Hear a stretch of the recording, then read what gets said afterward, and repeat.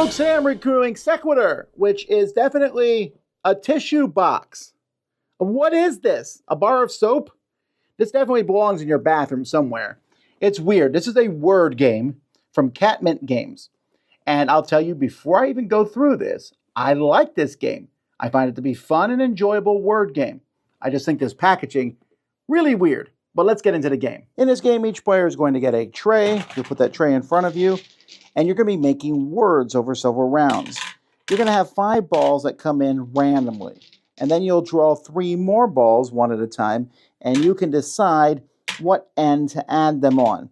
So when I'm done, I have O, E, N, M, N, V, E, and E, although it could also be the other way around.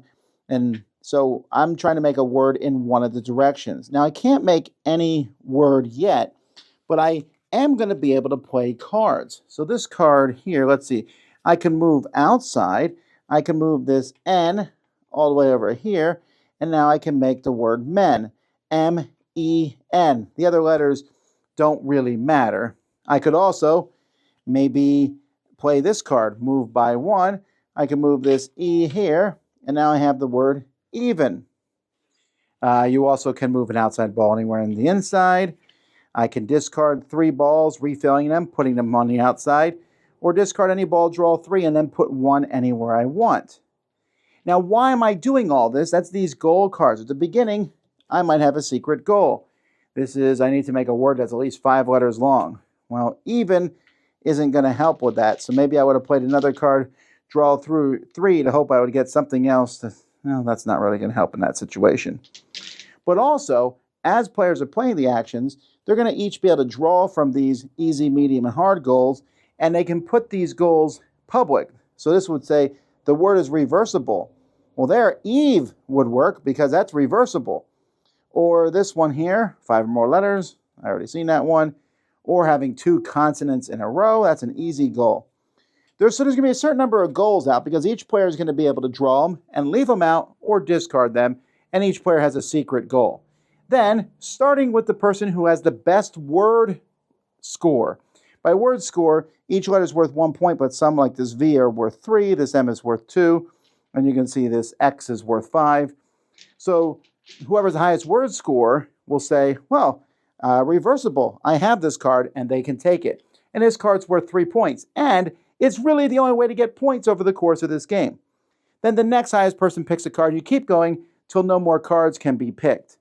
And you're going to play a certain number of rounds, and whoever has the most points here is going to win the game. When I first saw this game being demoed at a convention, I was very intrigued. The little balls had that bingo feel to it.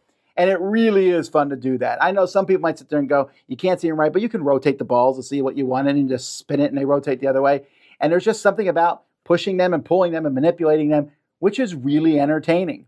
You have 5 cards, and you can use the same, you're going to play 3 of those cards, but you have to come to the idea the object here isn't to make the biggest word, it isn't to make the longest word, although it might be. It's to make a word that matches the objectives, including your secret objective. That's the game, and I just find it to be fun. You just pick through, and you'll see dog, D-O-G, and there's letters in between them. That's okay, I got dog. But dog is probably not what I'm looking for. But picking those cards, manipulating things, I liked it. It just felt entertaining. I played this with my wife, and in our first game, I was like, man, I love the mechanisms, and my wife is much better with words than I am, but I whooped her because I figured out the mechanisms. Game 2, she figured out the mechanisms, came back with the word knowledge, and I was whooped around a bit, but I still found it to be entertaining and interesting. There's not a lot of interaction between the players. Keep that in mind. I mean, you'll put out a public objectives that you think you can accomplish, and you'll look around to see if anyone else might be, but you don't know what their word is necessarily. But I still found it to be fun, enjoyable, and quick.